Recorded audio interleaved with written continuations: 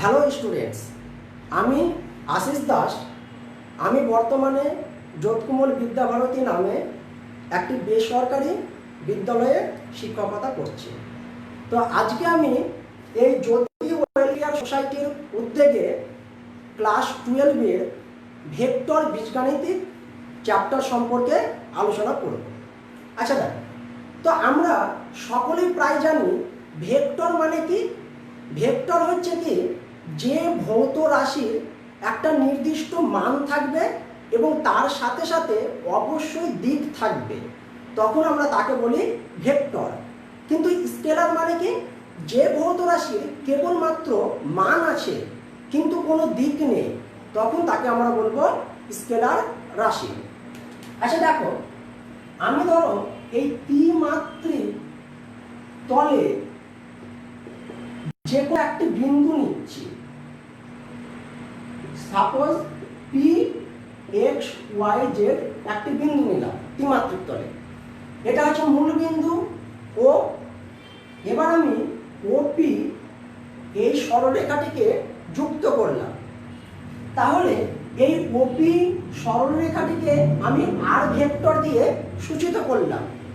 তাহলে আমরা এই ওপি ভেক্টরটিকে এইভাবে প্রকাশ করতে পারবো যে ওপি সমান আর সমান x i cap plus y j cap plus z k cap. এবার আমাকে জানতে হবে এই আই জে কে এগুলো কি। মনে রাখবে, আই ক্যাপ মানে হচ্ছে এক্স অক্ষ বরাবর একক ভেক্টর, জে ক্যাপ মানে হচ্ছে ওয়াই অক্ষ বরাবর একক ভেক্টর এবং কে ক্যাপ মানে হচ্ছে জেড অক্ষ বরাবর একক ভেক্টর।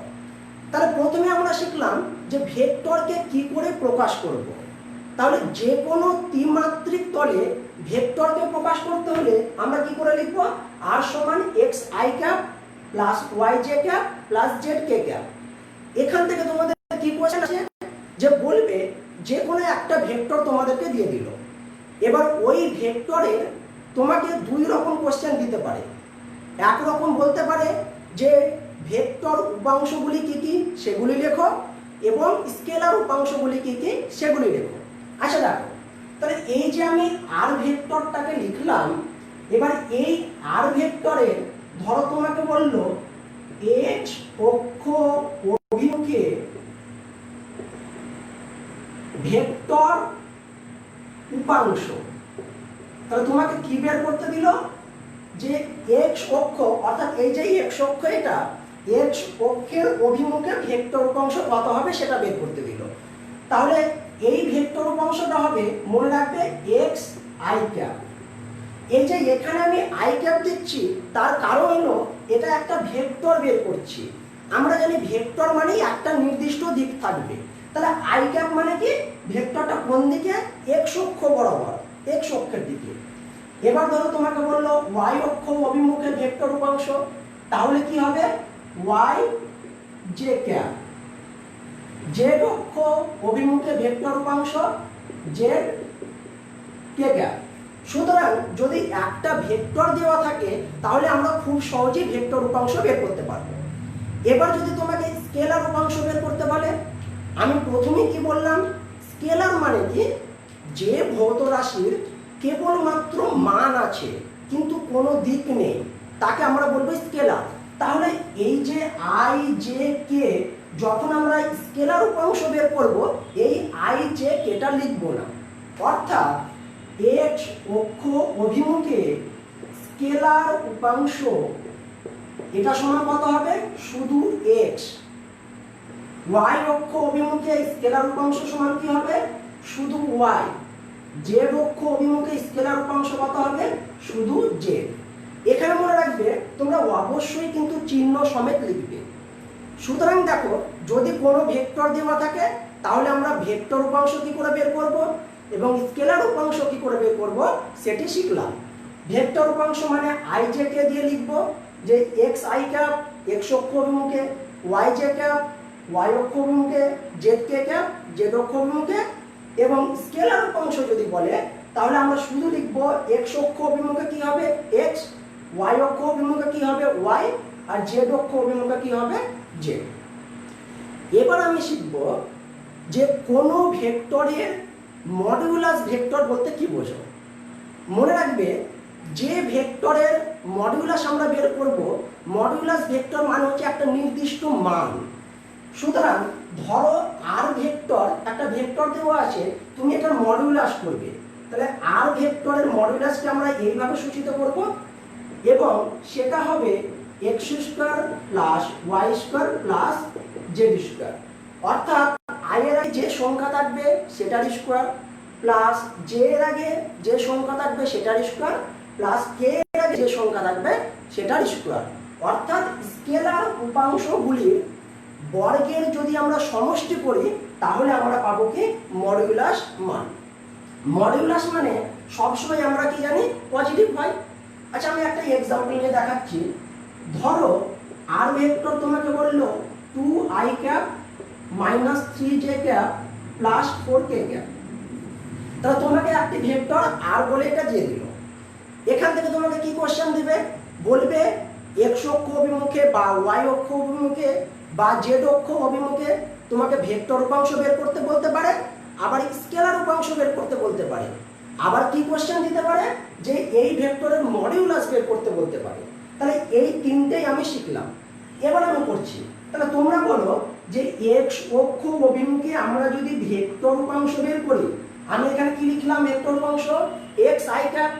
সুতরাং এটার ভেক্টর উপাংশ কত হবে 2i ক্যাপ। ওয়াই অক্ষ অভিমুখে ভেক্টর উপাংশ কত হবে, দ্বিতীয়তে কত আছে মাইনাস 3j ক্যাপ। জেড অক্ষ অভিমুখে ভেক্টর উপাংশ কত 4k ক্যাপ। তাহলে দেখো আমরা ভেক্টর উপাংশ বের করে নিতে পারলাম। এবার যদি তোমাকে স্কেলার উপাংশ বের করতে বলে, স্কেলার উপাংশ মানে কি, আমি বললাম i j k হবে না, কেননা স্কেলার উপাংশ মানে হচ্ছে একটা নির্দিষ্ট মান থাকবে, সেটা হয় স্কেলার। তাহলে দেখো এক্স অক্ষ অভিমুখে স্কেলার উপাংশ কত 2, ওয়াই অক্ষ অভিমুখে স্কেলার উপাংশ কত -3, জেড অক্ষ অভিমুখে স্কেলার উপাংশ কত 4।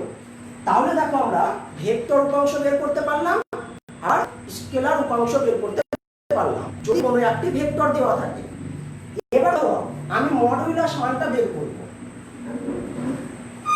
এখানে দেখো আর ভেক্টর দেওয়া আছে, এটা আমি মডিউলাসের কি সূত্র বললাম x square plus y square plus z square.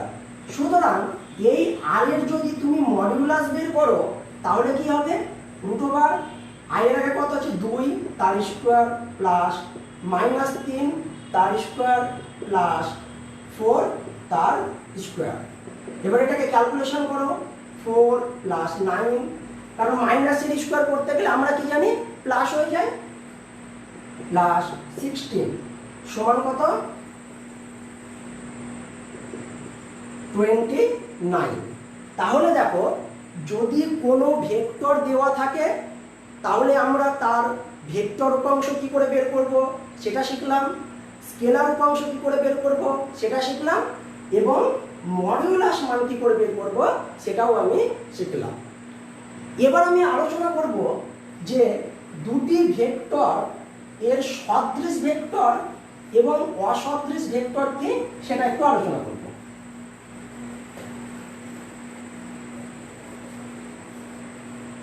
আচ্ছা দেখো এখানে আমি ধরো তিনটে বিন্দু নিলাম এ বি সি।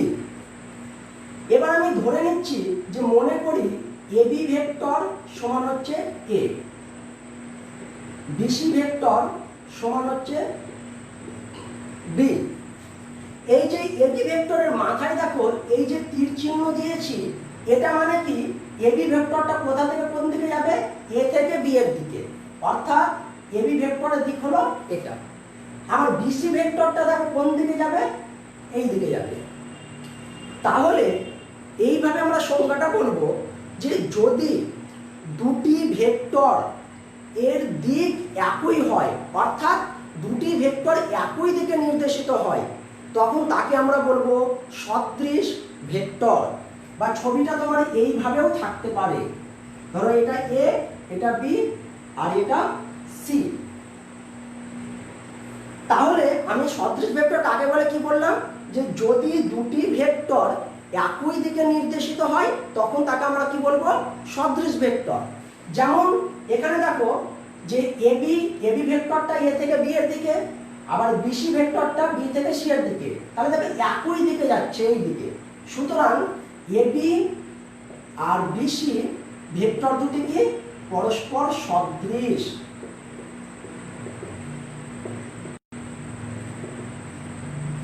এবার আমি আলোচনা করব যে অসদৃশ ভেক্টর বলতে কি বোঝো। অসদৃশ ভেক্টর মানে কি, যদি দুটি ভেক্টরের দিক ভিন্ন হয় অর্থাৎ আলাদা হবে, তাহলে একটা যদি এই দিকে যায় তাহলে অপরটা যাবে বিপরীত দিকে। আচ্ছা, তার আগে আমি এখান থেকে একটা জিনিস তোমাদেরকে বলি। ধরো এবি সমান কি দিয়েছে এ, বিসি সমান দিয়েছে বি, কিন্তু আমি যদি সিবি বের করি, সিবিটা দেখো বিসি আর সিবি এই দুটো ভেক্টরের মান কিন্তু একই, কিন্তু ভালোভাবে লক্ষ্য করে দেখো যে বিসি মানে কোনটা, বি থেকে সি বিন্দুর দিকে যাবে, কিন্তু সিবি মানে কোনটা, সি থেকে বি বিন্দুর দিকে যাবে। সুতরাং বিসিটা যদি বি দিয়ে আমরা প্রকাশ করি, সিবিটাকে কোন দিক কি করে প্রকাশ করব, মাইনাস বি দিয়ে, কেননা সিবি এর দিকটা বিসি এর থেকে আলাদা। তাহলে এই যে আমরা বিসি পেলাম বি, সিবি পেলাম মাইনাস বি, সুতরাং এই সিবি ভেক্টরটিকে বিসি ভেক্টরের আমরা বলবো ঋণাত্মক ভেক্টর।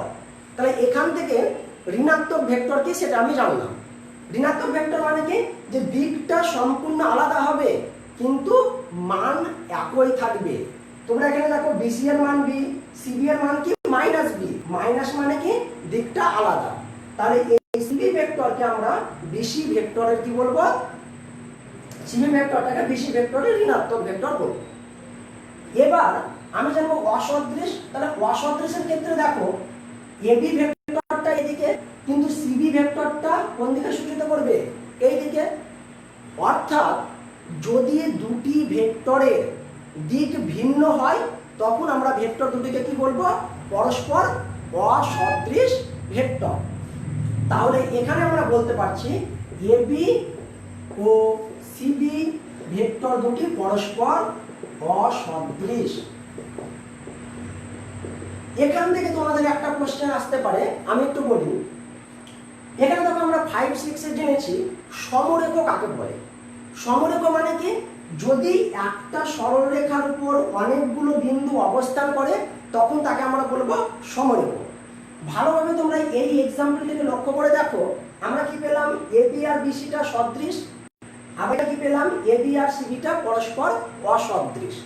তাহলে দেখো যদি আবার দেখো এ বিন্দু বি বিন্দু সি বিন্দু কিন্তু একই সরলরেখায় অবস্থিত, সুতরাং এখান থেকে আমরা এটা বলতে পারি যদি সদৃশ হয় দুটি ভেক্টর তাহলে সমরেখ হতেও পারে আবার নাও হতে পারে, কিন্তু যদি অসদৃশ হয় তাহলেও সমরেখ হতে পারে।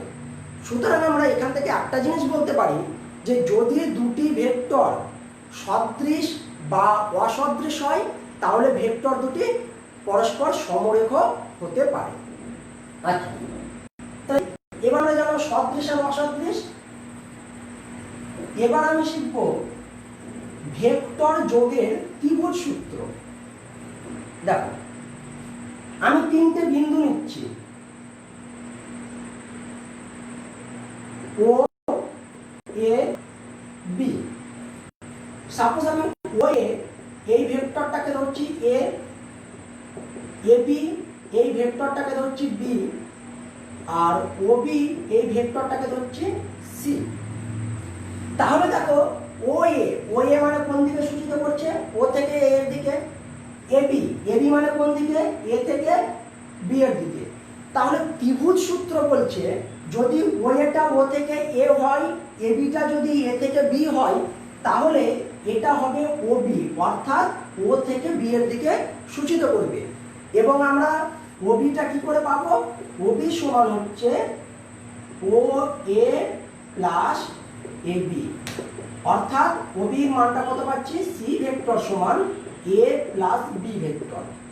তাহলে দেখো যদি তোমাদের ও এ ভেক্টরের মান দেওয়া থাকে, এ বি ভেক্টরের মান দেওয়া থাকে, তাহলে আমরা ও বি ভেক্টরের মান খুব সহজেই বের করতে পারবো। যেমন আমি এক্সাম্পল বলছি, ধরো way vector I cap plus 2j minus 3k, ধরো এবি ভেক্টর দেওয়া আছে 3i cap minus 2j plus k। সুতরাং আমাকে যদি ওবি বের করতে হয় তাহলে ওবি মানে কি বললাম, এটা প্লাস এটা, তাহলে এই দুটোকে যোগ করো। যোগ করার নিয়ম কি, আই এর সাথে আই যোগ করব, আই এর আগে এখানে কত 1, এখানে কত 3, সুতরাং ওবি ভেক্টর আমরা কি পাবো 1 আর 3 কত 4i ক্যাপ। যে এবার যে যে যোগ করব +2 -2, তার মানে কত হচ্ছে 0, সুতরাং 0 লেখার কোনো দরকার নেই। আবার তোমরা প্রকাশ করতেও পারো 0 ইনটু j, বা এখানে 0 লেখার কোনো প্রয়োজন নেই। এবার দেখো এখানে -3, এখানে কি +1, তাহলে -3 + 1 মানে কত -2, সুতরাং আমরা কত পেলাম 4i - 2k। তাহলে দেখো যদি একটা ত্রিভুজের দুটো ভেক্টরের মান দেওয়া থাকে তাহলে আমরা তৃতীয় ভেক্টরের মানটি অর্থাৎ তৃতীয় বাহুটি খুব সহজেই আমরা পেয়ে যাব। এবার আমি আলোচনা করব একটি সরল রেখা কি করে ভেক্টর বের করব যদি দুটো বিন্দু দেওয়া থাকে। দেখো ত্রিমাত্রিক দেশে ধরো এটা ত্রিমাত্রিক, তলে আমি করলাম এটা x, এটা y, এটা z, আমি দুটো বিন্দু নিচ্ছি, এটা ধরো p বিন্দু, এটা ধরো q বিন্দু। p বিন্দুর অবস্থান ভেক্টর a, q বিন্দুর অবস্থান ভেক্টর b। তাহলে দেখো p এই বিন্দুটার অবস্থান ভেক্টর আমি নিয়েছি a, এই বিন্দুটা যেমন আমরা বিন্দু কি করে বসাই 2D তে বসাই 2, 4, 3D তে বসাই, যদি 3D তে চলে আসি তাহলে কি হবে 2, 4, -3, তাই তো। তাহলে p বিন্দুর আমি অবস্থান ভেক্টর নিলাম a, আর q বিন্দুর অবস্থান ভেক্টর নিয়েছি b। এবার আমি যেটা বের করব, তাহলে এই যে pq আমরা পেলাম, তাহলে এই pq সরল রেখার অবস্থান ভেক্টর কত হবে সেটা আমরা বের করব। তাহলে মনে রাখবে এই pqটা যদি বের করতে হয় তাহলে সেটার সূত্র হচ্ছে q বিন্দুর অবস্থান ভেক্টর মাইনাস p বিন্দুর অবস্থান ভেক্টর। তাহলে দেখো এবার আমাকে যদি a ভেক্টরের মান দেওয়া থাকে, সুতরাং আমি ধরো এটাই নিচ্ছি, এটাকে যদি a ভেক্টর আকারে বলি আর b ধরো নিচ্ছি 1, -2, 3। এখানে তোমাকে বিন্দু আকারে যদি দেওয়া থাকে, যখন তুমি ভেক্টর আকারে প্রকাশ করবে মনে রাখবে x অক্ষের জন্য i ক্যাপ, y অক্ষের জন্য j ক্যাপ, আর z অক্ষের জন্য k ক্যাপ নিতে হবে। তাহলে এখানে দেখো এটাকে আমরা যদি p বিন্দু বলছি তাহলে a ভেক্টরটা কি হচ্ছে, দেখো a ভেক্টর মানে আমরা কি লিখতে পারবো x এর জন্য i লাগাও, তাহলে 2i ক্যাপ, এটার জন্য কি j +4j, এটার জন্য কি k -3k। এবার b ভেক্টর আমরা কি করে পাবো, প্রথমটাতে i, দ্বিতীয়টাতে j, আর তৃতীয়টাতে আমরা কি পাবো k। তাহলে তোমার এটা p বিন্দু দেওয়া আছে আর এটা কি বিন্দু দেওয়া আছে q বিন্দু। এবার যদি তুমি pq বের করতে চাও তাহলে মনে রাখতে হবে দ্বিতীয়টা থেকে প্রথমটা বাদ। কি বললাম, দ্বিতীয়টা থেকে প্রথমটা বাদ, অর্থাৎ q - p। তাহলে এটাকে লিখবে দ্বিতীয় মানে কোনটা, এটা i cap -2j +3k minus প্রথম মানে কোনটা, এটা 2i cap +4j cap -3k cap. তাহলে বিয়োগ করো i - 2i মানে কত -i, -2j প্লাসে মাইনাসে -4j -6j +3k মাইনাসে মাইনাসে +3k অর্থাৎ 6k। সুতরাং দেখো যদি কোনো বিন্দু দেওয়া থাকে তাহলে আমরা সেই সরলরেখাটির অবস্থান ভেক্টর খুব সহজেই বের করতে পারবো। যেমন বের করবো কি করে বললাম, pq মানে কি q - p। ধরো ab যদি বের করতে হয় কি করব, b থেকে a বিয়োগ করব, সুতরাং দ্বিতীয়টা থেকে প্রথমটা বিয়োগ করলে আমরা সেই সরলরেখার অবস্থান ভেক্টর পাবো। এখানে মনে রাখবে এগুলো আমি সবই ত্রিমাত্রিক তলে করলাম। কিন্তু যদি দ্বিমাত্রিক তলে করতে হয়, প্রথমে যেমন আমি বলেছিলাম আর সমান কি x i cap plus y j cap plus z k cap, কিন্তু যদি তোমাকে দ্বিমাত্রিক তলে বলতো, দ্বিমাত্রিক তলে মানে আমরা কি জানি এক্স অক্ষ আর ওয়াই অক্ষ, সুতরাং এই জেডটা থাকবে না। তাহলে দ্বিমাত্রিক তলে কোনো বিন্দুকে আমরা কি করে প্রকাশ করব, বা কোনো ভেক্টরকে x i cap plus y j cap, যেখানে আই ক্যাপ মানে কি এক্স অক্ষ বরাবর একক ভেক্টর, জে ক্যাপ মানে কি ওয়াই অক্ষ বরাবর একক ভেক্টর। একইভাবে এখান থেকে আমরা ভেক্টর উপাংশ করতে পারবো, স্কেলার উপাংশ বের করতে পারবো এবং মডুলাস বের করতে পারবো। আচ্ছা, তাহলে আমরা কোনো সরল রেখার অবস্থান ভেক্টর কি করে বের করতে হয় সেটা শিখলাম। এবার আমি আলোচনা করব যে একটা সরল রেখার দুটো বিন্দু যদি দেওয়া থাকে, তাহলে অন্তর্বিভক্ত যদি করে কোনো একটি বিন্দু, তাহলে সেই বিন্দুর অবস্থান ভেক্টর কি হবে, এবং বহির্বিভক্ত করলে সেই বিন্দুর অবস্থান ভেক্টর কি হবে সেগুলো দেখব। আচ্ছা দেখো, প্রথমে আমি পি কিউ একটি সরলরেখা নিলাম, সরলরেখাংশ। পি বিন্দুর অবস্থান ভেক্টর বলছি এ, কিউ বিন্দুর অবস্থান ভেক্টর বলছি বি। এবার আমি শিখব যে এই পি কিউ সরলরেখাংশকে যদি অপর কোনো একটি বিন্দু অন্তর্বিভক্ত করে, একটা কিছু একটা অনুপাতে করলো, সাপোজ ধরো m:n অনুপাতে অন্তর্বিভক্ত করলো এই আর বিন্দু, তাহলে পি আর এটা সমান কত হবে m, আর কিউ এটা সমান কত হবে n। এবার আমি শিখব এই আর বিন্দুর অবস্থান ভেক্টর কি হবে সেটা কি করে নির্ণয় করব সেটা শিখব। তাহলে এই আর বিন্দুর অবস্থান ভেক্টর মনে রাখবে, এটা আমরা ক্লাস 9 থেকে করছি, যে কোনো দুটো যদি বিন্দু দেওয়া থাকে, তাহলে অপর কোনো বিন্দু যদি অন্তর্বিভক্ত করে তবে সেই বিন্দুর স্থানাঙ্ক। ভেক্টরের ক্ষেত্রে এখানেও আমি ঠিক একইভাবে করব। আর বিন্দুর অবস্থান ভেক্টর সমান, মনে রাখবে কোনাকুনি গুণের মতন, এম এর সাথে কি গুণ করবে B, M B, plus N এর সাথে কি গুণ করবে এ, এন এ, বাই এই দুটো যোগ অর্থাৎ এম প্লাস এন। তাহলে আমরা আর বিন্দুর অবস্থান ভেক্টর কি হবে সেটা পেয়ে যাব। যদি এই পি কিউ সরলরেখাংশকে বহির্বিভক্ত করে, অন্তর্বিভক্ত মানে আমরা কি জানি এই পি কিউ সরলরেখাংশের মধ্যে হবে বিন্দুটা, অর্থাৎ এই সরলরেখাংশের ভেতরে যে কোনো জায়গায় বিন্দু হবে আর। বহির্বিভক্ত মানে কি, যদি পি কিউটাকে আমরা বর্ধিত করি তাহলে পি কিউ সরলরেখাংশের বাইরে অবস্থিত হবে আর।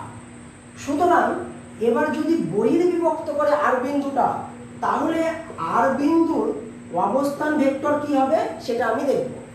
তাহলে এখানে আমি ধরে নিচ্ছি পি আর সমান কত এম, আর ধরছি কিউ আর সমান কত এম, অর্থাৎ আর বিন্দুটা m:n অনুপাতে বহির্বিভক্ত করেছে। এবার দেখো, তাহলে বহির্বিভক্ত করলে এটা অন্তর্বিভক্ত, এটা বহির্বিভক্ত, তখন আর বিন্দুর অবস্থান ভেক্টর এটা সমান কি হবে, তাহলে আমি বললাম একইভাবে করব, এই প্লাসের জায়গায় মনে রাখবে মাইনাস করে দিবে বহির্বিভক্ত হতে গেলে, অর্থাৎ কি হবে mb minus na by m minus n। তাহলে এটা আমরা পাবো বহির্বিভক্ত। এবার ধরো যদি তোমাকে মধ্যবিন্দু বের করতে বলে, অর্থাৎ একটা সরল রেখাংশকে কোনো বিন্দু যদি সরলরেখাটাকে সমান দুভাগে ভাগ করে, তাহলে সেই বিন্দুটার অবস্থান ভেক্টর কি হবে সেটা আমি দেখব। যেমন ধরো এখানে আমি পি কিউ একটি সরলরেখাংশ নিলাম, পি বিন্দুটার অবস্থান ভেক্টর এ, কিউ বিন্দুর অবস্থান ভেক্টর বি। এখানে আমি আর বিন্দু এমন ভাবে নেব এই পি কিউ সরলরেখাংশটাকে সমদ্বিখণ্ডিত করবে, যদি ধরো পিকিউটা 8 সেমি হয় তাহলে আমরা বলতে পারবো পি আরটা কত 4, আর কিউটা কত হবে 4। সুতরাং m/n যদি বের করি 4:4 সমান 1:1। তাহলে দেখো তখন মধ্যবিন্দু কি হবে, m এর মান তুমি বের করো 1, এখানে n এর মান বসাও 1, তাহলে দেখো আর বিন্দুটা কি হচ্ছে b প্লাস a বাই কত 2, অর্থাৎ a প্লাস b বাই 2। সুতরাং যদি মধ্যবিন্দু বের করতে হয় তাহলে তোমরা কি করবে, ভেক্টর দুটোকে যোগ করবে, যোগ করার পর তাকে যদি 2 দিয়ে ভাগ করো তাহলে তোমরা মধ্যবিন্দু পেয়ে যাবে। এবার আমি একটা এক্সাম্পল নিয়ে দেখাচ্ছি। ধরো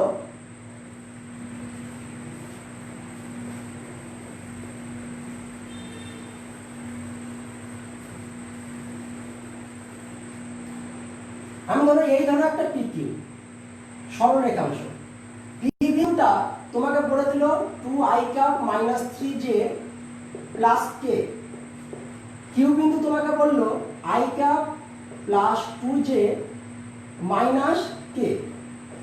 এখানে আমি একটা আর বিন্দু নিলাম, দিয়ে তোমাকে বলেছে এটা যদি 2:3 বা ধরো 3:2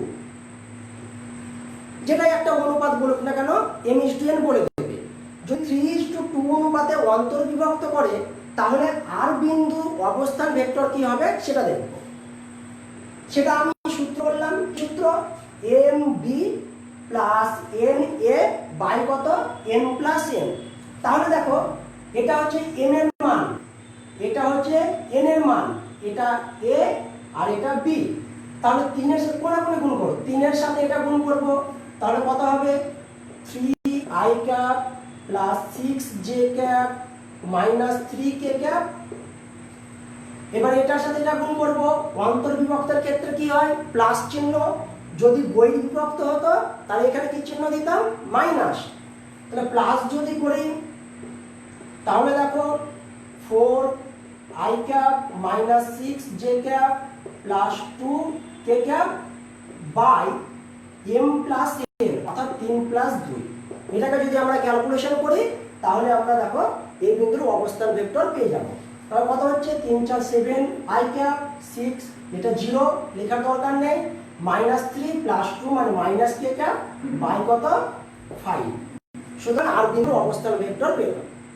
যদি এটাই তোমাকে বহির্ভক্ত বলতো, অর্থাৎ ধরো আরটা এই পিকিউ এর বাইরে অবস্থিত, তাহলে আমরা কি করতাম, এখানে প্লাসের জায়গায় মাইনাস করে দিবে, তাহলে আমরা বহির্বিভক্ত পাবো। যদি মধ্যবিন্দু বের করতে বলে, ধরো এটা r, তাহলে এখানে 1:1, তাহলে আমরা কি করব, এই দুটোকে যোগ করব, অর্থাৎ মধ্যবিন্দু যদি হয় তাহলে কি পাবো 2i minus 3j plus k plus i plus 2j minus k by কত 2। এবার আমরা যদি এটাকে ক্যালকুলেশন করি তাহলে মধ্যবিন্দু পেয়ে যাব। এখান থেকে এই অন্তর্বিভক্ত থেকে একটা কোশ্চেন থাকে তাই যে তোমাকে বলে দেবে কোনো একটা সরলরেখা, ধরো দুটো বিন্দুর অবস্থান ভেক্টর বলে দিল, এটা p এটা q, 2i minus j plus 3k 3i minus j। এখানে ধরো আর কিছু বললো না, আর কিছু বললো না মানে আমরা কি লিখতে পারবো 0। এবার তোমাকে বললো এমন বিন্দুর স্থানাঙ্ক নির্ণয় করো যে বিন্দুটা এই পিকিউ সরলরেখাংশকে সমত্রিখণ্ডিত করবে। কি বললাম, যে পিকিউ সরলরেখাংশের উপর এমন একটি বিন্দুর স্থানাঙ্ক নির্ণয় করো যে বিন্দুটা পিকিউ সরলরেখাংশকে সমত্রিখণ্ডিত করবে। তাহলে প্রথমে আমরা জানবো সমত্রিখণ্ডিত মানে কি। সমত্রিখণ্ডিত মানে হচ্ছে সমান 3 ভাগে ভাগ করা।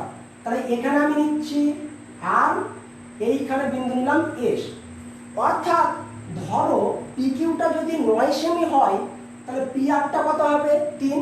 আমি ধরো এইরকম বলছি পিকিউ সমান 9, তাহলে পি আর কত হবে 3, আর এস কত হবে 3, এস কিউ কত হবে 3। তাহলে দেখো আমি দুটো বিন্দু পেয়েছি, একটি আর বিন্দু পেলাম আর একটি কি বিন্দু পেলাম, এস বিন্দু।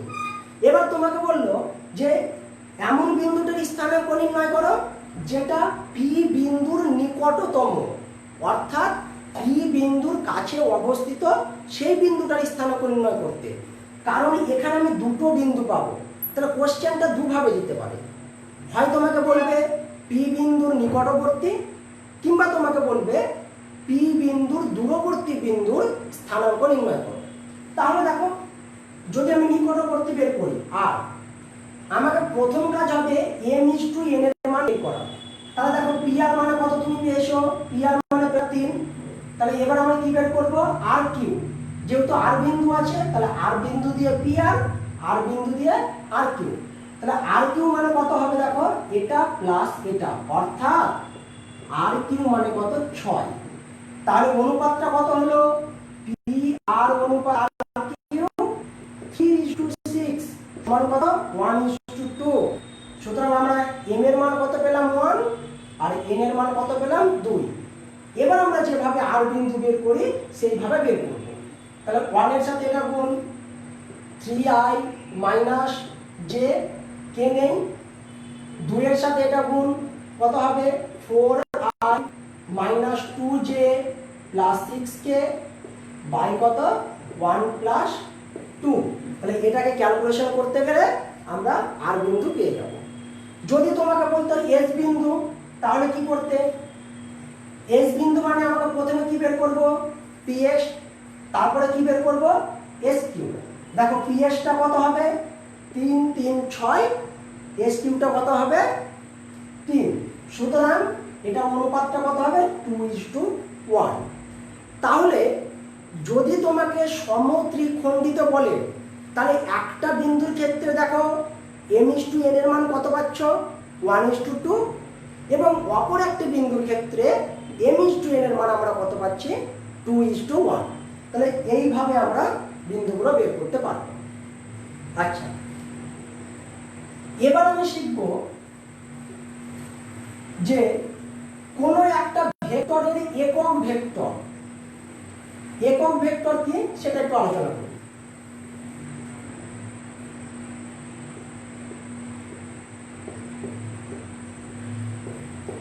প্রথমে বলি একক ভেক্টর মানে কি। যদি তোমরা দেখো যে কোনো ভেক্টরের মানটা 1 হচ্ছে, অর্থাৎ কোনো ভেক্টরে আমরা যদি মান বের করি, মডুলাস মান, মডুলাস মানে হচ্ছে ভেক্টরের মান, যদি ওই মডুলাস 1 পাই তবে সেই ভেক্টরটিকে আমরা বলবো একক ভেক্টর। তাহলে এই একক ভেক্টরটা আমরা বের করব কি করে, ধরো এ একটি ভেক্টর, এটার আমি একক ভেক্টর বের করব। একক ভেক্টরকে সবসময় এ মাথায়, এটাকে ক্যাপ বলা হয়, এ ক্যাপ দিয়ে সূচিত করে। তাহলে এ ক্যাপ সমান হবে, তার সূত্র হচ্ছে এটা, এ বাই কত, মডুলাস এ। এখান থেকে এটা কিন্তু তোমাদের একক ভেক্টরটা খুব ইম্পর্টেন্ট, এখান থেকে প্রায় 1 নম্বর 2 নম্বরের কোশ্চেন আসে। আচ্ছা, এবার আমি একটা এক্সাম্পল নিয়ে দেখাচ্ছি। ধরো তোমাকে আলফা ভেক্টর বললো 2i cap minus 3j plus k, beta ভেক্টরটি তোমাকে বলছে i cap plus 2j minus 3k। এখান থেকে দেখো তোমাদের কিরকম কোশ্চেন দিতে পারে। তোমাকে হয়তো বললো 3 আলফা মাইনাস 2 বিটা, এই ভেক্টরটি নির্ণয় করো। তারপরে তোমাকে বলতে পারে এই ভেক্টরটির একক ভেক্টর নির্ণয় করো। তারপরে তোমাকে বলতে পারে এই ভেক্টরটির মডুলাস মান কত সেটা নির্ণয় করো। তাহলে দেখো আমি কি করে করব, 3 আলফা, 3 আলফা মানে কি, আলফাকে কত দিয়ে গুণ করব, 3 দিয়ে। তাহলে গুণ করো, 3 দুগুণে 6, 6 i cap minus 9j cap plus 3k cap, এটা হলো মাইনাস 2 বিটা। তাহলে বিটাকে 2 দিয়ে গুণ করো, 2i cap plus 4j cap minus 6k cap. এবার যদি ক্যালকুলেশন করি 6i থেকে 2i বাদ, 4i ক্যাপ মাইনাস 9j প্লাসে মাইনাসে minus 4j minus 13j plus 3k মাইনাসে মাইনাসে প্লাস 6k প্লাস 9k। তাহলে প্রথমত আমরা 3 আলফা মাইনাস 2 বিটা বের করলাম। আমি বের করব একক ভেক্টর। তাহলে দেখো এই ভেক্টরের কি বের করব? একক ভেক্টর। একক ভেক্টর বের করার কি সূত্র বললাম? ওই ভেক্টরটা বসবে উপরে এবং তার মডুলাস মানটা বসবে নিচে। তাহলে এই ভেক্টরটা তো আমি বের করে নিলাম। এবার কি বের করব? এই ভেক্টরের মডুলাস। তাহলে দেখো মডুলাস 3 আলফা মাইনাস 2 বিটা, তার সূত্রটা আমি কি বলেছি? রুট চিহ্ন 4 তার স্কোয়ার, এখানে কত আছে মাইনাস 13 তার স্কোয়ার, এখানে কত আছে প্লাস 9 তার স্কোয়ার। ক্যালকুলেশন করো 16 মাইনাস 169, কারণ এই মাইনাসটা উঠে যাবে, স্কোয়ার আছে, প্লাস কত? এটা প্লাস প্লাস কত 81। ভেতরে সবসময় মনে রাখবে এখানে প্লাস চিহ্ন হবে। আচ্ছা, এবার যদি আমরা যোগ করি তাহলে এটা কত পাচ্ছি? 9 আর 1 10, 10 6 16, 8 6 14, 14 আর 1 15 16, 1 2 10, 8 6 14, 14 আর 1 15 16, 1 2। তাহলে কত পেলাম? 266। এবার এটাকে তোমরা ছোট করে ভেঙে নিতে পারো, যেটা বাইরে বেরোবে বাইরে বেরোবে, আর যেটা বেরোবে না সেটা থেকে যাবে। এবার যদি আমি এই যে একক ভেক্টর, তাহলে এখানে আমরা মানটা বসিয়ে দিব a ক্যাপ সমান, অর্থাৎ এটা বের করছি, তাই তো? তাহলে 3 আলফা মাইনাস 2 বিটা এর একক ভেক্টর সমান কি হবে? এই ভেক্টরটা উপরে বসাবো 4i cap minus 13j cap plus 9k cap by root 266। তাহলে এইভাবে আমরা কোনো ভেক্টরের একক ভেক্টর বের করতে পারবো। এটা কিন্তু তোমাদের জন্য খুব ইম্পর্টেন্ট। এই একক ভেক্টর থেকে একটা কোশ্চেন আসে প্রায়। এবার আমি শিখব যে দুটি ভেক্টর যদি সমান্তরাল বা সমরেখ হয় তাহলে কি হবে সেটা একটু আলোচনা করব।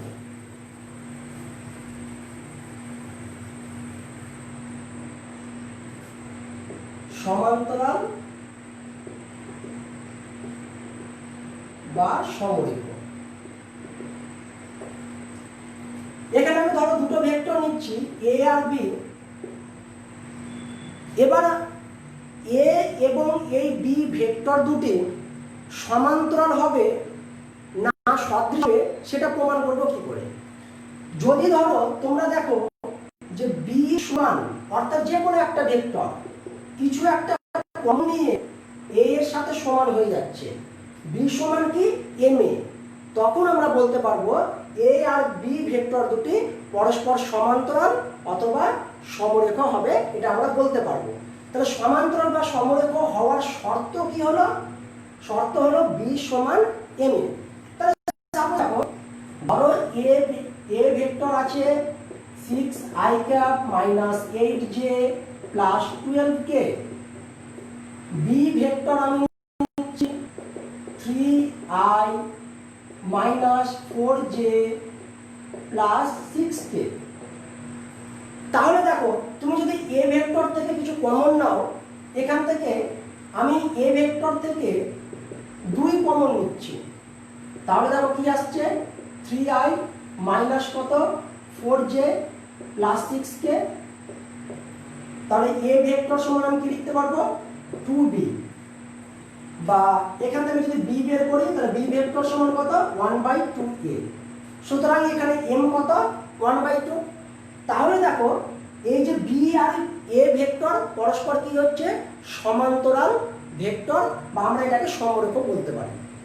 তাহলে দেখো যদি a আর b ভেক্টর পরস্পর সমান্তরাল বা সমরেখ হয় তাহলে শর্ত কি b সমান ma। এখান থেকে কিরকম শর্ট কোশ্চেন আসে সেটা আমি বলি। তোমাকে এরকম ভাবে কোশ্চেন দিবে যে একটা ভেক্টর বলে দিচ্ছে ধরো p i cap minus 2j cap, অপর একটি ভেক্টর বলে দিল ধরো 2i cap plus 3j cap. এবার তোমাকে কোশ্চেনটা এইভাবে দিবে যদি ভেক্টর দুটি পরস্পর সমরেখ হয় তাহলে পি এর মান কত নির্ণয় করো। তাহলে দেখো কি করে নির্ণয় করব। আমি প্রথম বললাম এই ভেক্টরটাকে যদি এ বলি, এ সমান এটা, এই ভেক্টরটাকে যদি বি বলি, তাহলে সমরেখ হতে গেলে আমি কি বলতে পারবো, বি সমান এম এ। তাহলে বি সমান যদি এম এ হয় তাহলে আমরা সমরেখ বলতে পারবো। এবার মান বসাও, বি এর মান কত, 2i cap plus 3j cap সমান m ইন্টু a এর মান কত, pi cap minus 2j cap. এবার আমরা কি করব, তুলনা করব। কি তুলনা, এখানে i এর সহগ, এখানে i এর সহগ সমান, এখানে j এর সহগ, এখানে j এর সহগ সমান। অর্থাৎ আমরা কি বলতে পারছি, এখানে i এর কত আছে 2, এটা যদি m দিয়ে গুণ করি তাহলে কত হবে, mp। আবার দেখো এখানে j এর আগে কত আছে 3, এটা যদি m দিয়ে গুণ করি কত হবে, -2m। এখান থেকে m এর মান বের করো, কত হবে, -3/2। এবার এখানে m এর মানটা পুট করে দাও, তাহলে দেখো 2 সমান -3/2 p। 3/2টাকে যদি ওদিকে নিয়ে যাই তাহলে p সমান কত হচ্ছে, 2 ইন্টু -2/3, উল্টে গেল, সুতরাং কত, -4/3। তাহলে দেখো আমরা p এর মানটা পেলাম। এই রকম তোমাদের এখান থেকে শর্ট কোশ্চেন থাকবে। আরো কি রকম ধরনের অঙ্ক থাকে আমি একটু বলছি।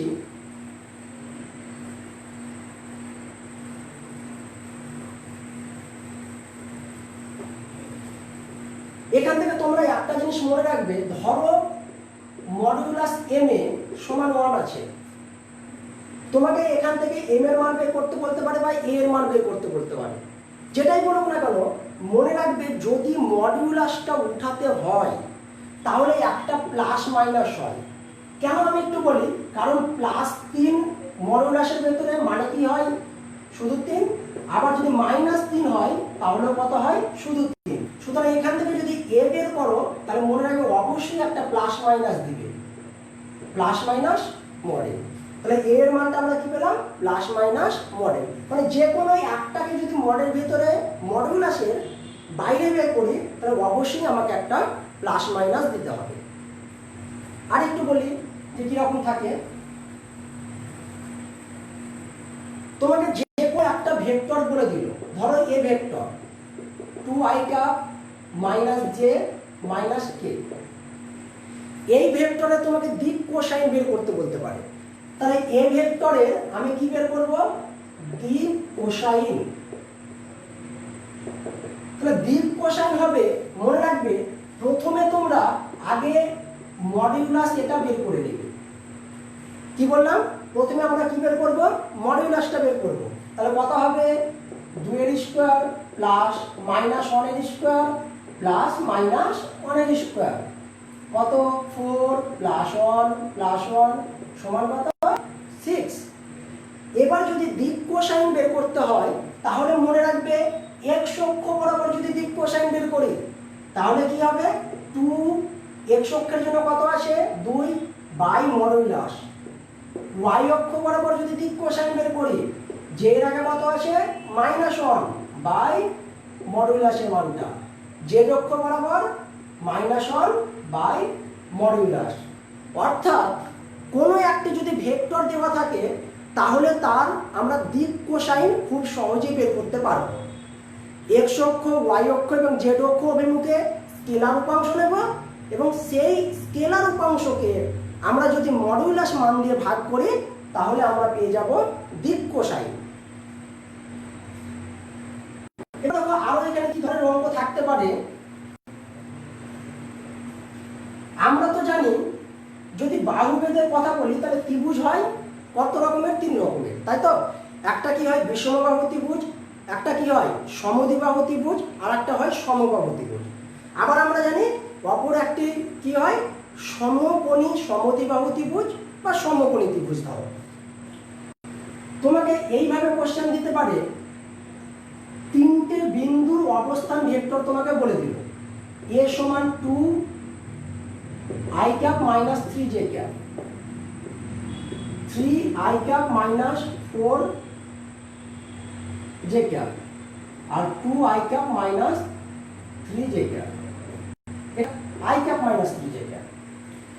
আমি এটা দ্বিমাত্রিক তলে নিয়েছি, এখানে তোমাকে ত্রিমাত্রিক তলেও দিতে পারতো, অর্থাৎ এখানে কে দিয়ে থাকবে প্লাস কে, বা এখানে আরো কিছু থাকতে পারে। এবার তোমাকে বলতে পারে যে প্রমাণ করো, এখান থেকে অনেক রকম কোশ্চেন হয়। তোমাকে বলতে পারে প্রমাণ করো সমবাহু ত্রিভুজ এটি একটি, প্রমাণ করো সমদ্বিবাহু ত্রিভুজ বা বিষমবাহু ত্রিভুজ বা সমকোণী ত্রিভুজ। তাহলে প্রমাণ করতে গেলে প্রথমত তোমাকে যেটা করতে হবে, প্রত্যেকটা মডিউলাস মান বের করতে হবে, কিন্তু প্রত্যেকটা বাহুর বের করতে হবে। এখানে দেখো প্রত্যেকটা বিন্দু আকারে দেওয়া আছে। কি বললাম, এ বিন্দুর অবস্থান ভেক্টর এটা, বি বিন্দুর এটা, সি বিন্দুর এটা, কিন্তু তাহলে তোমাকে কি বের করতে হবে, বাহু। তাহলে আমরা এবি বাহু বের করব। এবিটা কি হবে বলেছি, বি মাইনাস এ, অর্থাৎ বি থেকে এ বাদ, তাহলে বি থেকে এ বাদ দাও, 3i মাইনাস 2i মানে কত, i cap minus 4j minus মাইনাসে প্লাস 3j মানে কত, মাইনাস j ক্যাপ। ধরো বিসি বের করো এবার। তাহলে যদি বিন্দু আকারে দেওয়া থাকে তাহলে তোমাকে বাহু বের করতে হবে। তাহলে দেখো বিসি বের করতে গেলে কি হবে, C vector minus B vector, তাহলে সি থেকে বি ভেক্টর বিয়োগ করো, i মাইনাস 3i কত, minus 2i minus 3j plus 4j কত, প্লাস j। আর একটা আমরা কি বের করব, CA। CA কি হবে, a থেকে c বাদ। সবসময় আমি বলেছি এই যে বাহু বা সরলরেখার যদি ভেক্টর বের করতে হয় তাহলে মনে রাখবে এই দ্বিতীয়টার অবস্থান ভেক্টর থেকে প্রথম বিন্দু অবস্থান ভেক্টর মাইনাস করতে হবে। তাহলে CA মানে কি, a থেকে c বাদ, 2i মাইনাস i মানে কত, i cap minus 3j plus 3j মানে কত, 0। এবার সাথে সাথে তোমরা মডিউলাস বের করবে। মডিউলাস এটি মানে কত, 1 এর স্কয়ার, এটা প্লাস মাইনাস 1 এর স্কয়ার, সমান ক্যালকুলেশন করলে √2 BC মাইনাস 2 এর স্কয়ার প্লাস 1 এর স্কয়ার সমান 5, CA সমান কত, 1 এর স্কয়ার সমান কত, 1। এবার তোমরা দেখো তাহলে আমরা তিনটে বাহু পেয়ে গেলাম কি বুঝে, তাহলে একটা বাহু কত, √2, একটা বাহু কত, √5, আর অপর বাহু কত, 1। এবার দেখো তিনটে বাহুই অসমান, তিনটে বাহুর দৈর্ঘ্য কি সমান, সমান না। তাহলে তিনটে বাহুর দৈর্ঘ্য যদি অসমান হয় তাহলে আমরা বলতে পারবো কি এটা কি হবে, একটি বিষমবাহু ত্রিভুজ। এখানে তোমরা একটা জিনিস ভালোভাবে মনে রাখবে, গন্ডগোল করবে না। যদি বিন্দু আকারে দেওয়া থাকে তাহলে তোমাকে বাহু বের করতে হবে, কিন্তু যদি বাহু আকারে দেওয়া থাকে তাহলে তোমার বাহু বের করার দরকার নেই। আচ্ছা, এখান থেকে আমরা জানি যদি সমদ্বিবাহু ত্রিভুজ প্রমাণ করতে বলতো তাহলে আমরা দেখতে পেতাম দুটো বাহু সমান হতো, একটা অসমান। যদি সমবাহু বের করতে বলে তাহলে তিনটে বাহুই কিন্তু হবে সমান। আর যদি সমকোণী ত্রিভুজ বের করতে বলে তাহলে আমরা কি করব, ছোট বাহু দুটির স্কোয়ারের সমষ্টি, বর্গের সমষ্টি বৃহত্তর বাহুটার বর্গের সাথে সমান হবে। এটা আমরা করে দেখাবো। অর্থাৎ লম্ব স্কোয়ার প্লাস ভূমি স্কোয়ার সমান যদি অতিভুজ স্কোয়ার হয় তখন আমরা বলতে পারবো সমকোণী ত্রিভুজ।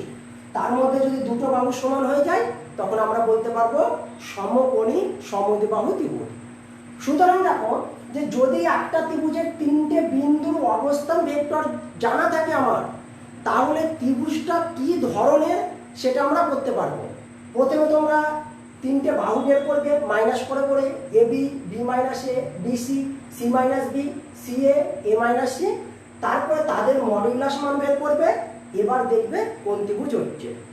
কিন্তু এখানে যদি তোমার বিন্দু না বলে কোশ্চেনটা এইভাবে বলে যে একটা ত্রিভুজের তিনটে বাহুর অবস্থান ভেক্টর বলে দেওয়া আছে, কোশ্চেনটা ভালোভাবে পড়বে, ঘুরিয়ে থাকতে পারে। 1 নম্বর তোমাকে বলতে পারে একটা ত্রিভুজের তিনটে শীর্ষবিন্দু থাকে, শীর্ষবিন্দু তিনটির অবস্থান ভেক্টর বলতে পারে, কিংবা তোমাকে বলতে পারে একটা ত্রিভুজের তিনটে বাহু থাকে, সেই বাহুগুলোর অবস্থান ভেক্টর বলে দিল। অর্থাৎ এবি সমান বলে দিল ধরো i cap plus 2j, BC সমান বলে দিল 2i ক্যাপ মাইনাস 3j, আর সিএ বলে দিল I cap minus K cap. এবার তোমাকে ত্রিভুজটা কি ধরনের তখন আমরা কি করে করব? দেখো বিন্দু থাকতে গেলে আমাকে এবি বের করতে হতো, কিন্তু এখানে তো আমার বাহু দেওয়াই আছে এবি, সুতরাং আমার এবি বের করার কোনো দরকার নেই। তাহলে সাথে সাথে আমরা কি করব? মডিউলাস বের করে নেব। মডিউলাস এবি কত হবে? 1 এর স্কয়ার প্লাস 2 এর স্কয়ার সমান কত? √5। মডিউলাস বিসি সমান কত হবে?